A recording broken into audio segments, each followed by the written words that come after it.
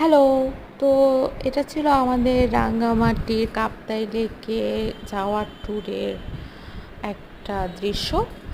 তো আমরা এখানে কিছুক্ষণের জন্য রেস্ট নিয়েছিলাম, আর এটা ছিল একটা পাহাড়ি দোকান।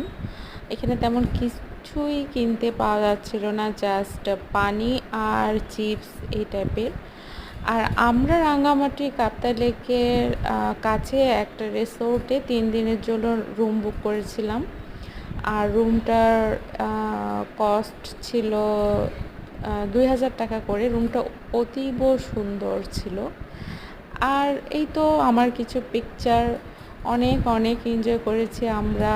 আর কাপ্তাই লেকের উপরে যে ব্রিজগুলো রয়েছে, তো আমরা বাইকে করে সেগুলো ঘুরে বেরিয়েছিলাম। এই তো কিছু ক্লিপ তারই। Thank you.